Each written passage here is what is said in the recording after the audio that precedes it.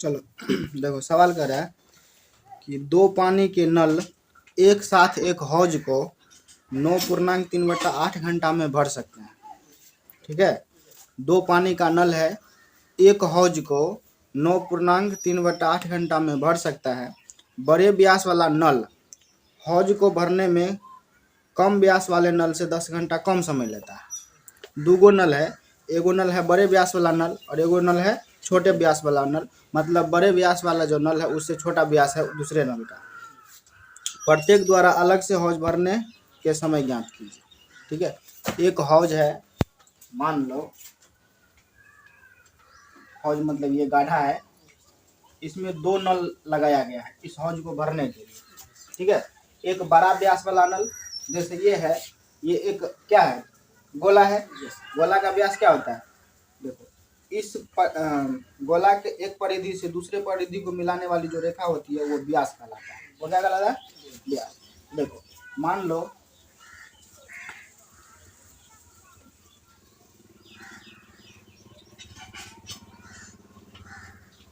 ये एक नल है, इधर से भी एक नल लगाता है।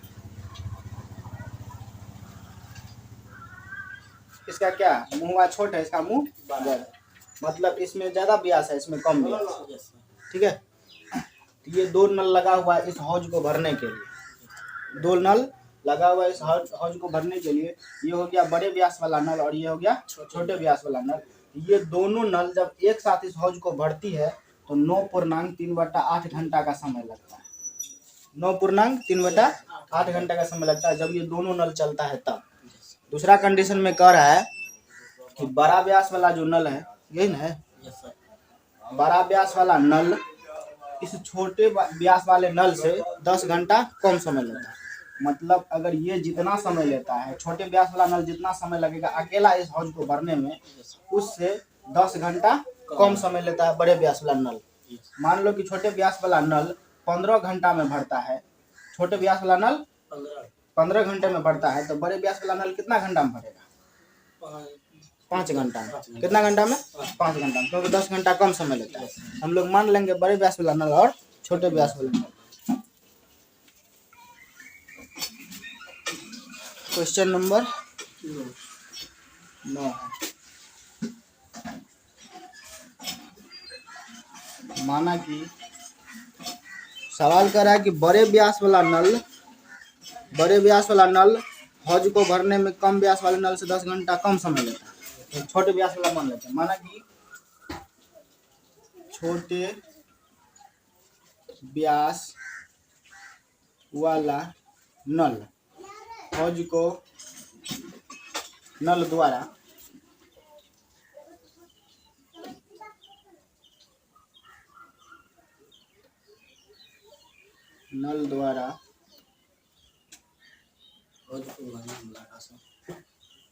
हौज को भरने में लगा समय बराबर x घंटा। क्या चीज, x घंटा।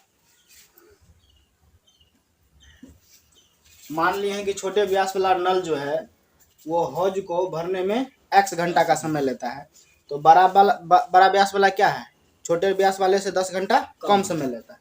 इसीलिए बड़े व्यास वाला नल द्वारा हौज को भरने में लगा समय, यानी कि छोटे व्यास वाला से 10 घंटा कम समय लेता है। तो छोटे व्यास वाला x घंटा में बढ़ता है, तो इससे 10 घंटा कम, क्या हो जाएगा, x माइनस का 10 घंटा। कोई दिक्कत है? अब देखो एक हौज को भरने में उसको x घंटा लगता है, x घंटा अब कितना घंटा वो पता नहीं है, तो मान लो x घंटा अगर 5 घंटा है, कितना है, 5 घंटा। 5 घंटा में एक हौज को भरता है, 5 घंटा में एक हौज को भरता है, तो 1 घंटा में कितना हौज भरेगा, हौज का कितना भाग, सब क्या बोले से 5 घंटा में एक हौज को पूरा भर देता है। 5 घंटा में हौज को पूरा भर देता है, तो वो 1 घंटा में कितना भरेगा, हौज का कितना भाग भरेगा, उसके भाग भाग किससे, 1 घंटा को हौज हौज में भागा देना घंटा से, यस क्योंकि 5 घंटा में एक हौज को पूरा पूरा भरता है, तो 1 घंटा में कम में भरेगा, यस सर 1 घंटा में कम कम में भरेगा। एक हौज का 5वां भाग, यस एक हौज का 5वां भाग 1 घंटा में 1/5 भाग भरेगा। उसी प्रकार यहाँ पर एक हौज को x घंटा में भरता है, तो 1 घंटा में 1/x भाग भरेगा, ना भरेगा। यस निकालेंगे यहाँ पर, चूंकि x घंटा में छोटे व्यास वाला नल, x घंटा में छोटे व्यास वाला नल एक हौज को भरता है, यही ना है। यस कि छोटे व्यास वाला नल द्वारा हौज को भरने में लगा समय x घंटा, मतलब x घंटा में वो हौज को भर देता है, मतलब एक हौज है उस हौज को x घंटा में भर देता है। तो x घंटा में भरता है एक हौज को, तो 1 घंटा में कितना भरेगा, इसीलिए 1 घंटा में छोटे व्यास वाला नल कितना भाग भरेगा, 1/x भाग भरेगा। कोई दिक्कत है? चलो, x घंटा में ये छोटे व्यास वाला इतना भरा, तो 1 घंटा में इतना भरा। यस बड़े व्यास वाला नल x - 10 घंटा में एक हौज को भरता है, तो वो भी 1 घंटा में कितना भरेगा, उसका भी निकालेंगे। चूंकि x - 10 घंटा में बड़े व्यास वाला नल एक हौज को भरता है, इसीलिए 1 घंटा में, इसीलिए 1 घंटा में बड़े व्यास वाला नल 1/x - 10 भाग भरेगा, न भरेगा। यस चलो, इतना हो गया। यस यानी कि छोटे व्यास वाला नल 1 घंटा में इतना भाग भरता है, और बड़े व्यास वाला नल 1 घंटा में इतना भाग भरता है, ठीक है। और दोनों नल मिल करके 9.3/8 घंटा में भरता है, यस दोनों नल मिल करके। तो दोनों नल मिल करके 9.3/8 घंटा में भरता है, तो इसका भी निकालेंगे कि दोनों नल मिल करके 1 घंटा में कितना भाग भरेगा, देखना है। चूंकि 9 कितना है, 9.3/8। अगर इसको हम पूर्णांक तोड़ेंगे तो कितना होगा, 9 से 72 75, मतलब लेकिन चूंकि 75/8 घंटे में दोनों नल मिलकर ना, यस 75/8 घंटा में दोनों नल मिलकर एक हौज को भरता है, दोनों नल मिल करके यस एक हौज को भरता भरता है। तो देखो, हम छोटे नल का भी 1 घंटा का समय निकालेंगे, 1 घंटा में कितना भाग भरेगा। यस बड़े नल का भी निकालेंगे, 1 घंटा में कितना भाग भरेगा। यहाँ पे दोनों मिलकर कुल इतना घंटा में एक हौज को भरता है, तो इसका भी निकालेंगे कि 1 घंटा में दोनों नल मिलकर कितना भाग भरेगा, ठीक है। लिखेंगे इसीलिए 1 घंटे में दोनों नल मिलकर 1/75/8 भाग भरेगा, मतलब कितना हो जाएगा, ये माइन बटा चेंज होगा, यस तो क्या हो जाएगा, गुना 1 गुने का 8 जाएगा ऊपर, यस 75 आएगा, नीचे कितना हो गया 8/75 भाग भरेगा, ठीक है। यस दोनों नल मिल करके 1 घंटा में कितना भाग भरता है, 8/75 भाग भरता है। और हम दोनों नल का अलग अलग निकाले हैं कि 1 घंटा में ये इतना भाग भरता है, 1 घंटा में बड़े व्यास वाला इतना भाग भरता है। यस तो दोनों मिला करके 1 घंटा में कितना भरेगा, तो ये भाग हो गया छोटे व्यास वाला का, ये हो गया बड़े व्यास वाला का। तो दोनों को जोड़ देंगे तो 1 घंटा में दोनों मिलकर इतना भाग भरेगा। और मेरे हिसाब से बुक में जो दिया था 75/8 घंटा में दोनों मिलकर इतना भाग भर रहा है, यस तो दोनों हो जाएगा बराबर। चलेंगे प्रश्न से, किससे, प्रश्न से। 1 घंटा में दोनों नल मिला करके क्या भरेगा, 1/x भाग ये भर रहा है छोटा व्यास वाला, और 1/x - 10 ये बड़ा वाला व्यास भर रहा है। तो दोनों मिल करके 1 घंटा में इतना भाग भरेगा, ठीक है। और यहाँ पर निकला है कि 1 घंटा में दोनों मिल करके 8/75 भाग भरता है, तो दोनों हो जाएगा बराबर। तो दिक्कत है, यहाँ से दोनों को सॉल्व कर लेना, क्या हो जाएगा, दोनों का एलसीएम लेंगे तो x इंटू क्या होगा, x - 10 ये हो गया लघुत्तम। x से भागा देंगे तो x कट जाएगा, बचेगा x माइनस का 10। इससे गुना करेंगे तो x माइनस का 10 प्लस है तो प्लस x माइनस 10 से भागा देंगे तो x माइनस 10 कट जाएगा, बचेगा x से गुना करेंगे तो बराबर का 8 बचेगा 75। कोई दिक्कत है? चलो यहाँ से अब क्या करेंगे, फिर ये x प्लस में ये भी x प्लस में जुड़ जाएगा तो 2x माइनस का 10 बटे का इसका गुना हो जाएगा तो एक्स स्क्वायर माइनस का 10x, x और 10 से गुना करेंगे तो बराबर का 8 बटेगा। चलो यहाँ से क्रॉस गुना हो जाएगा, देखो 8 को एक्स स्क्वायर से गुना करेंगे तो ये कट वो कर रहा है ना, कट रहा है ना, कट रहा है।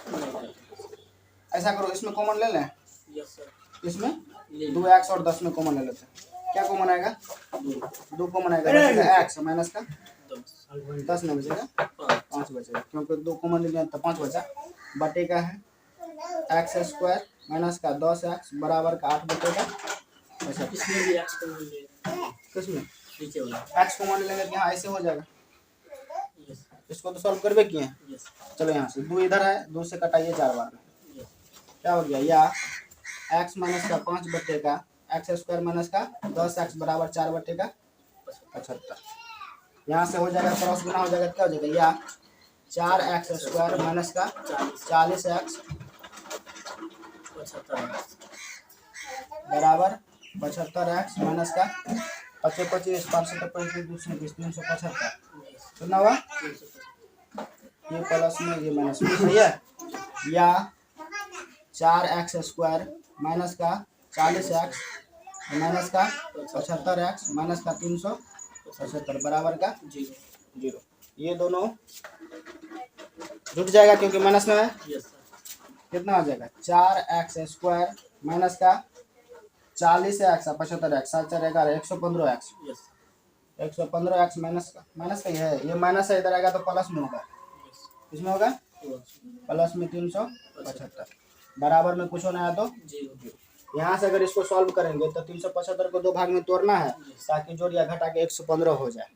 तो 75 को नहीं, 375 को पहले 4 से गुना होगा क्योंकि इधर एक्स स्क्वायर गुना में 4 है, तो इससे गुना करेंगे कितना होगा, 4 5 20 4 7 28 और 2 30 4 3 12 3 15 1500 हुआ, कितना हुआ 1500 को 2 भाग में तोड़ना है 115 100 दोनों माइनस में रहेगा, हो जाएगा 115 गुना करेंगे 1500 4x स्क्वायर माइनस का 100x माइनस का 15x प्लस का 375 बराबर का 0। अब दोनों में कॉमन आएगा, 4 तो दोनों में कॉमन आ जाएगा ना, 4 साथ ही साथ x कॉमन आ गया तो क्या बचा, x माइनस का इधर से कॉमन लेंगे तो 4 कॉमन लेंगे तो क्या बचा 25 चौकी 100, यहाँ पे माइनस यहाँ पे प्लस, दोनों का चिन्ह अलग अलग, चिन्ह हो जाएगा माइनस 15 आ जाएगा कॉमन तो बचेगा x, यहाँ पे हो जाएगा माइनस 25 बराबर का 0। यदि नहीं या x माइनस 25 इधर कॉमन ले तो इधर बचा 4x इधर बचा माइनस का 15 बराबर का 0। अब यहाँ पे 2 संख्याओं को ना होकर 0 हो रहा है, दोनों में से कोई एक संख्या 0 हो गया, फिर दोनों का दोनों 0 है। यहाँ पे लिखेंगे बहुत लेकिन फास्ट हो गया, यदि x माइनस 25 बराबर 0 तो x बराबर 25, यदि 4x माइनस 15 बराबर 0 तो 4x बराबर 15 या x बराबर 15 बटे का 4। समय है, इसको पॉइंट में निकालेंगे तो घंटा और मिनट में जाएगा, तो चलो निकालेंगे।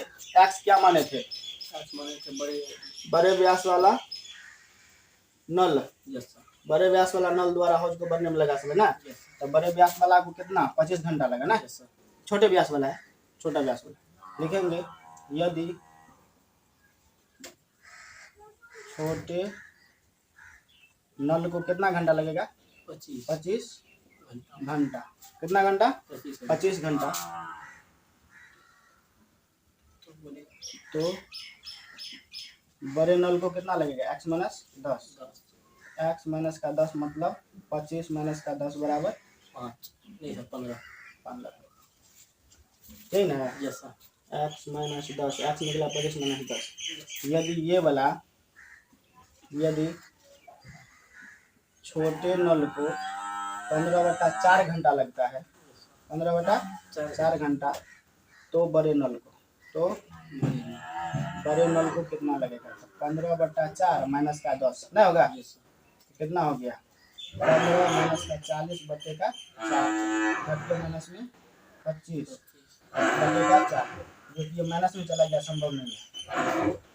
संभव क्या है? ये बड़े व्यास वाला को 25, अरे छोटे व्यास वाला को 25 घंटा, बड़े व्यास वाला को 15 घंटा का समय लगता है।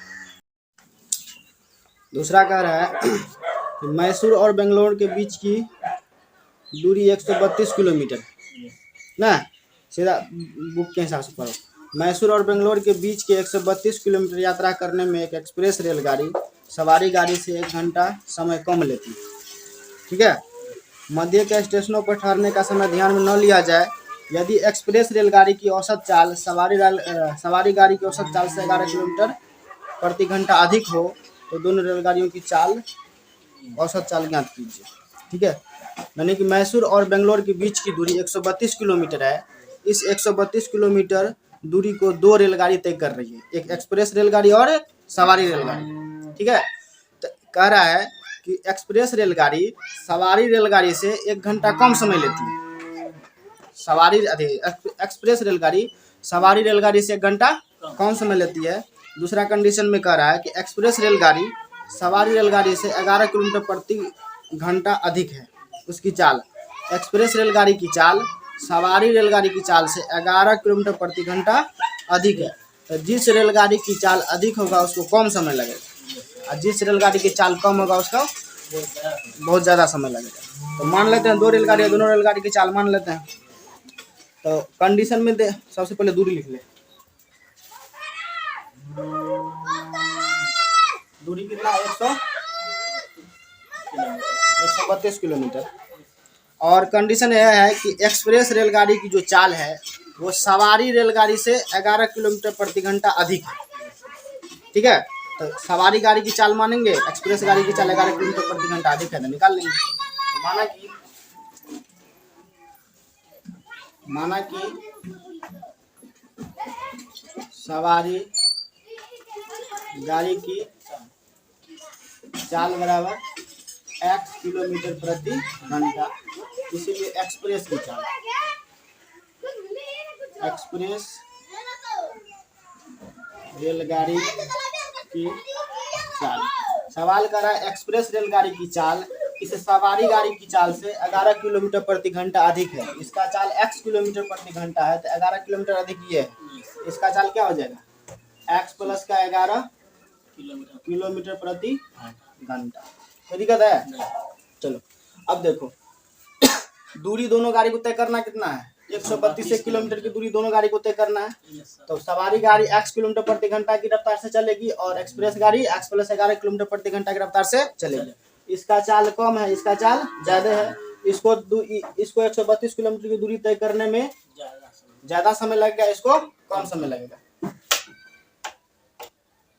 कहाँ से आ जाता है?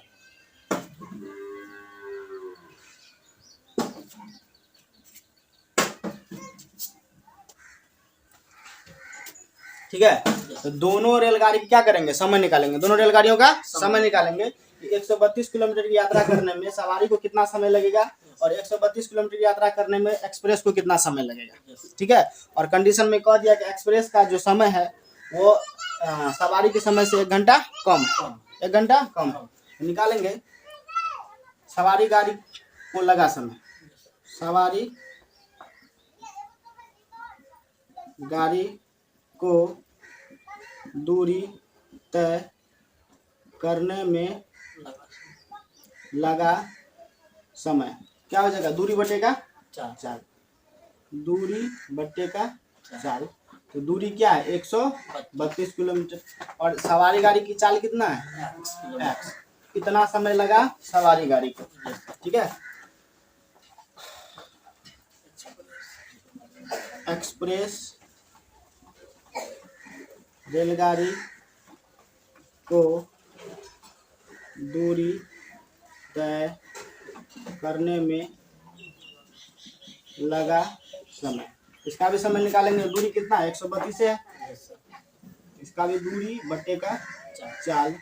इसका दूरी है 132 है और चाल 11 किलोमीटर प्रति घंटा अधिक है, मतलब x प्लस 11। इतना लगा समय एक्सप्रेस को और इतना समय लगा है सवारी को। सवाल कर रहा है कि एक्सप्रेस का जो समय है, एक्सप्रेस का जो ये समय है, ये समय सवारी गाड़ी के समय से 1 घंटा कम है। 1 घंटा कम है। तो चलेंगे प्रश्न पे।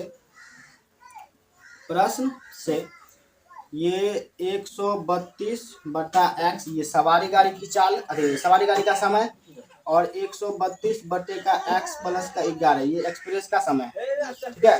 सवाल कर रहा है एक्सप्रेस का ये जो समय है, ये सवारी के समय से 1 घंटा कम है, मतलब ये वाला समय 1 घंटा कम है और ये वाला समय 1 घंटा ज्यादा है। हम चाहते हैं दोनों समय बराबर हो जाए, दोनों समय बराबर हो जाए। तो जो 1 घंटा कम है उसमें 1 घंटा जोड़ देगा तब दोनों बराबर हो जाएगा, या फिर जो 1 घंटा अधिक है उसमें से 1 घंटा कम कर देगा तो दोनों बराबर हो जाएगा। तो क्या करें, ये 1 घंटा कम है ना, इसमें 1 घंटा जोड़ दी, दोनों समय क्या हो गया? बराबर हो गया। यहाँ से सॉल्व कर लेना। 132 बटे का x बराबर, दोनों का लघुत्तम लेंगे तो x प्लस का 11 ना होगा। इससे भागा देंगे एक बार में, 100 गुना करेंगे तो 132, प्लस है तो प्लस, इसके बटे में 1 से भागा देंगे तो x प्लस 11 बार में जाएगा। गुना करेंगे तो x प्लस का 11 हो गया। या 132 बटे का x बराबर 100 कितना हो जाएगा? 132 11 142 प्लस का x बटे का 43 होगा सर। कितना होगा? 43। 143 प्लस का x बटे का x प्लस 11, क्रॉस गुना हो जाएगा। कर देना, सही से जोड़ा है ना। क्रॉस गुना करेंगे क्या हो जाएगा? 143 x प्लस का x स्क्वायर बराबर 132 x प्लस का, अरे गुना करना है। 11 दूनी 22, 11 तिया 33 है, 33 दू 35, 11 का 11, 11 3 14 ना होगा। अब क्या करना है, या एक्स स्क्वायर प्लस का 143 एक्स, इधर आएगा तो माइनस का 132 एक्स माइनस का 1452 बराबर का 0, या एक्स स्क्वायर, ये एगो प्लस में एक्स वाला एगो माइनस में तो घट जाएगा, घटेगा तो बड़ी संख्या का चिन्ह प्लस, 143 में से 132 गया, कितना बचेगा? 11 एक्स माइनस का 1452 बराबर का 0। 1452 को 2 भाग में तोड़ देना है, जोड़ या घटाकर 11 आना चाहिए, जोड़ या घटा करके 11, 1452 है, इसको 2 भाग में तोड़ना है तो 7 2 दूनी 4 2 छा के 12, फिर 2 से लगेगा 2 तिया 6 2 छा के 12 2 तिया 6, अब 3 से 3 दूनी 6 3 एकम 3 डायरेक्ट 11 से। चलो 2 भाग में तोड़ना है ताकि गुना करने पर 1452 हो जाए माइनस में और जोड़कर या घटाकर प्लस में 11 होना चाहिए। तो चलो क्या करें, 11 तिया 33, 11 दूनी 22, 22 दूनी 44 और 33 क्या होगा? 44 में से 33 जाएगा तो 11 बचेगा, तो 44 को प्लस में रखना पड़ेगा क्योंकि घटाकर हमको प्लस में चाहिए। क्या हो जाएगा, या एक्स स्क्वायर प्लस का 44 एक्स माइनस का 33 एक्स माइनस में 1452 बराबर का 0। अब यहाँ से दोनों संख्या में कॉमन लेना है, दोनों में कॉमन क्या आएगा? एक्स, एक्स कॉमन ले, इसमें क्या बचा? एक्स, इधर एक्स कॉमन ले तो प्लस में 44, ये हो गया। ये कोष्टक के अंदर प्लस है, यहाँ पर माइनस है, चिन्ह आ जाएगा माइनस, दोनों में कॉमन आएगा 33, बचेगा एक्स, यहाँ पे माइनस है तो यहाँ पर चिन्ह हो जाएगा प्लस, क्योंकि माइनस और प्लस गुना यहाँ पे माइनस होगा, कितना हो जाएगा? 44 बराबर का 0। अब इन दोनों में कॉमन लेंगे तो क्या कॉमन आएगा? एक्स प्लस का 44 कॉमन आ गया, इसमें बचा इसमें एक्स और इसमें बचा माइनस का 33 बराबर का 0। दो संख्याओं का गुना होकर 0 हो रहा है, मतलब दोनों में से दोनों संख्या 0 होगा, नहीं तो दोनों में से कोई एक संख्या 0 है तब गुना होकर 0 हो रहा है। मान लेंगे यदि एक्स प्लस 44 बराबर 0 तो एक्स बराबर माइनस का 44, यदि एक्स माइनस 33 बराबर 0 तो एक्स बराबर प्लस का 33। ठीक है। Yes sir. सवारी चलो यहाँ पे देखो x बराबर एक बार माइनस में 44, एक बार प्लस प्लस में 33 आया है। तो ये x मेरा क्या है, रेलगाड़ी की चाल, और चाल कभी भी ऋणात्मक नहीं हो सकती। लिखेंगे चूंकि चाल ऋणात्मक नहीं हो सकती है, अतः सवारी गाड़ी की चाल, गाड़ी की चाल बराबर x बराबर 33 किलोमीटर प्रति घंटा तथा एक्सप्रेस रेलगाड़ी की चाल क्या है, x प्लस 11। x मेरा निकला 33 प्लस का 11 कितना होगा, 44 किलोमीटर प्रति घंटा। चलो लास्ट क्वेश्चन है ना। कह रहा है दो वर्गों के क्षेत्रफलों का योग, दो वर्गों के क्षेत्रफलों का योग 468 वर्ग मीटर है। यदि उनके परिमापों का अंतर 24 मीटर हो तो दोनों वर्गों की भुजाएं ज्ञात कीजिए। दोनों वर्गों की भुजाएं ज्ञात कीजिए। वर्ग क्या होता है, जिसका आमने सामने, जिसकी चारों भुजाएं बराबर होती है, वर्ग।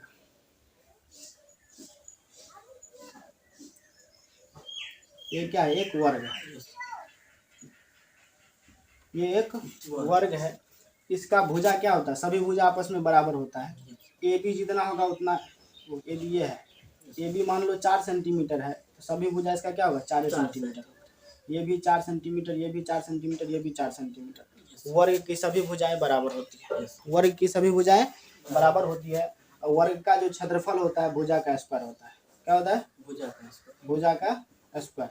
मान लो कि एगो भुजा अगर 4 सेंटीमीटर दिया, वर्ग का भुजा 4 सेंटीमीटर, तो इस वर्ग का क्षेत्रफल क्या होगा, तो भुजा का जो स्क्वायर है वो उसका क्षेत्रफल होगा।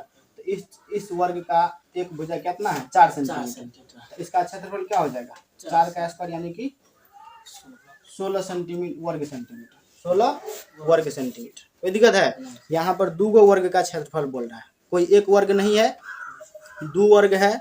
दोनों वर्गों का जो क्षेत्रफल है उसका योग 468 मीटर है, वर्ग मीटर है। क्या है, वर्ग मीटर। और उन दोनों वर्ग का जो परिमाप है, दोनों वर्ग का जो परिमाप है उनका अंतर 24 मीटर है। ठीक है। परिमाप, कोई भी आकृति का परिमाप क्या होता है, सभी भुजाओं का योग।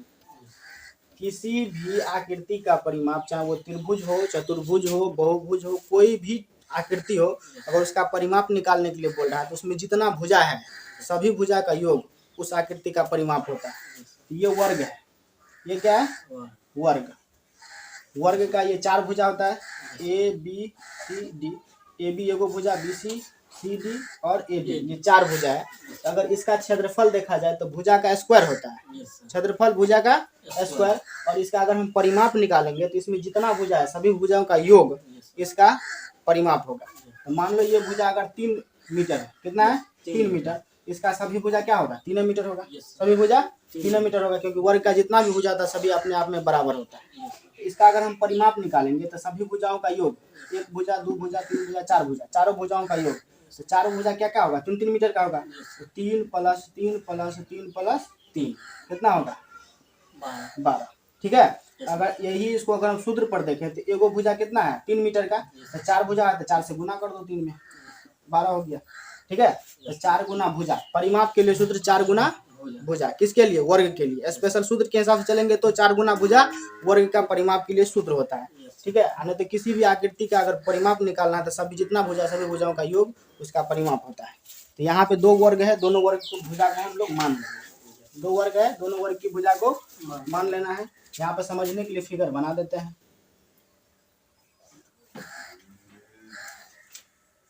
ये वर्ग हुआ,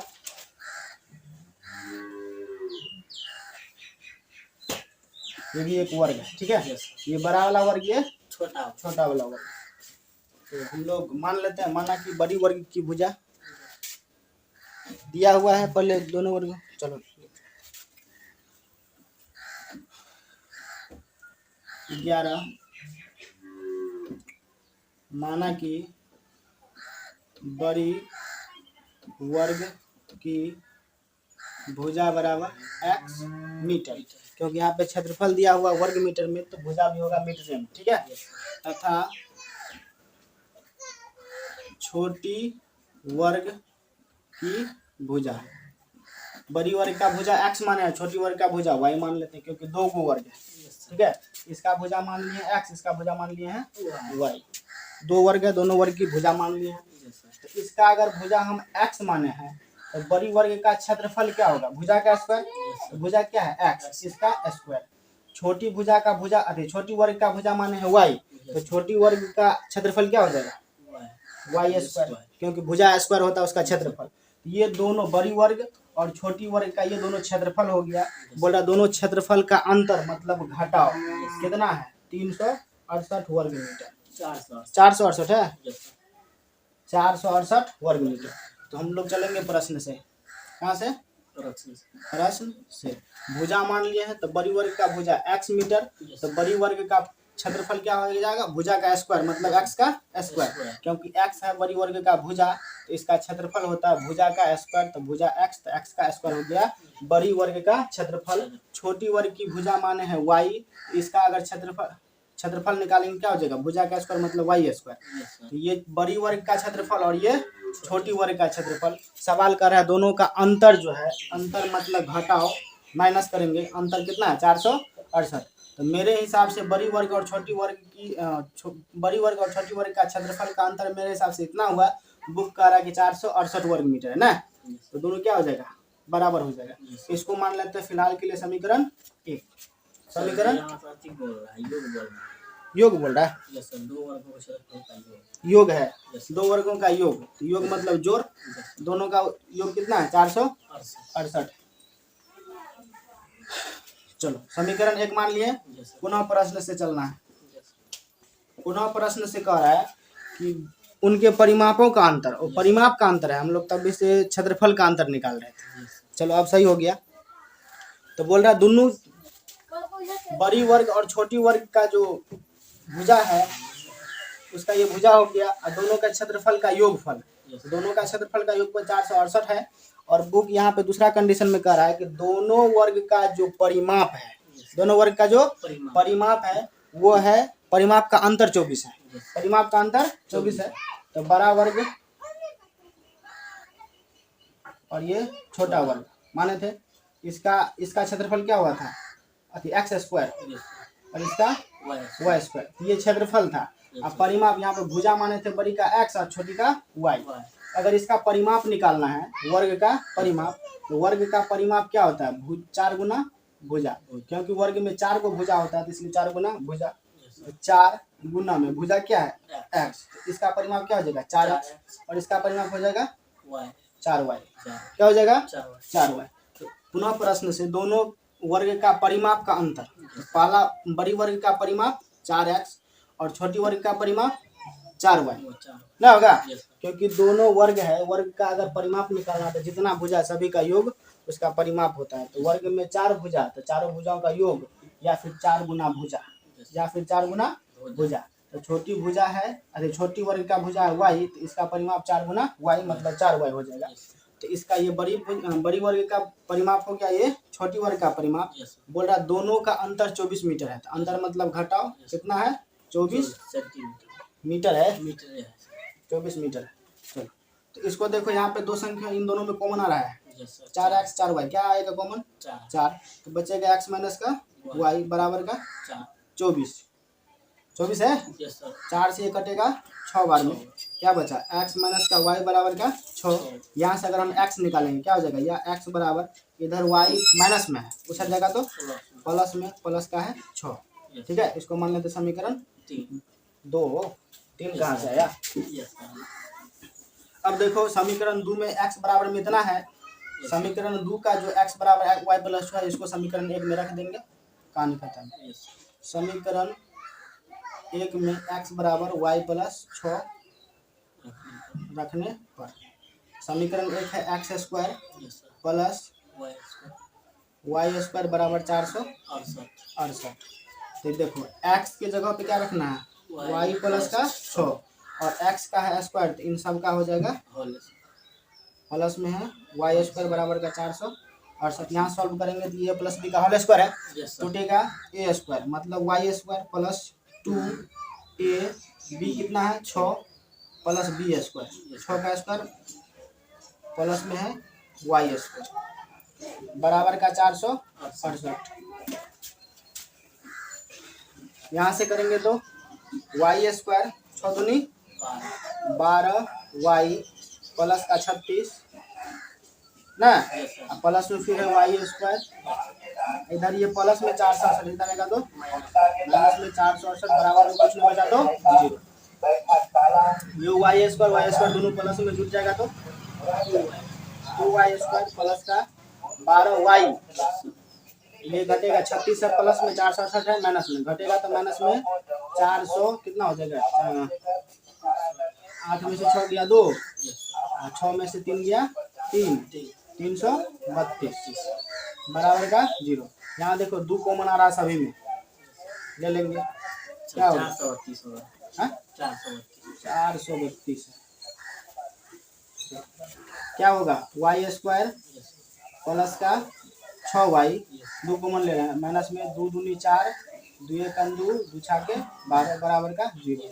इधर 2 इन सभी के गुना में छट जाएगा तो भागा में गुना होकर 0 हो जाएगा, क्या हो जाएगा या वाई स्क्वायर प्लस का 6y माइनस का 216 बराबर का 0, क्योंकि 2 इधर गुना में छट जाएगा तो भागा में गुना होकर 0 हो जाएगा। चलो यहाँ से 216 को तोड़ना है, तोड़ने के बाद जोड़िया घटा के प्लस में 6 आना चाहिए, तो 216 तोड़ो, 2 एक 2, 0 2 8 16, फिर 2 से 2 5 10, 2 चौका 8, फिर 2 से करेंगे तो 27, अब 3 से करेंगे तो 9, फिर 3 से करेंगे तो 3, 2 भाग में तोड़ना है, तो 2 दूनी 4, 4 तिया 12, 3 तिया 9, 9 दूनी 18 और 12, 18 और 12, 18 को रखना पड़ेगा प्लस में, क्या हो जाएगा या वाई स्क्वायर प्लस का 18y माइनस का 12y माइनस का 216 बराबर का 0। दोनों में कॉमन लेना है, क्या हो जाएगा या y कॉमन लेंगे तो बचेगा इसमें y, ये प्लस में 18, यहाँ पे चिन्ह प्लस, यहाँ पे माइनस, चिन्ह आएगा माइनस, 12 कॉमन लेंगे तो बचेगा y, यहाँ पे ये माइनस है, यहाँ पे ऐसा चिन्ह देना है ताकि गुना होकर माइनस हो जाए, तो प्लस 12 ले लिया कॉमन तो क्या बचेगा 18 बराबर का 0। अब दोनों में कॉमन लेना, क्या हो जाएगा y प्लस 18 कॉमन लेंगे तो इधर में बचेगा y, इधर बचेगा माइनस का 12 बराबर का 0। यहाँ पे दोनों संख्या का गुना होकर 0 हो रहा है, या तो दोनों का दोनों संख्या 0 होगा, या फिर दोनों में से कोई एक संख्या 0 है तब जाके दोनों का गुना होकर 0 होगा। लिखेंगे यदि y प्लस 18 बराबर 0 तो y बराबर माइनस का 18, यदि y माइनस 12 बराबर 0 तो y बराबर प्लस का 12। ठीक है, यहाँ पर y निकला है, y क्या है छोटी वर्ग की भुजा, अब भुजा ऋणात्मक नहीं होगा इसलिए माइनस वाला संख्या यहाँ पे नहीं आएगा। लिखेंगे चूंकि भुजा ऋणात्मक नहीं हो सकती है, अतः y क्या है छोटी वर्ग की भुजा ना, अतः छोटी वर्ग की भुजा y बराबर कितना 12 मीटर, कितना होगा 12 मीटर, और बड़ी वर्ग की भुजा क्या है x, x तो निकला नहीं है, x यहाँ से निकलेगा,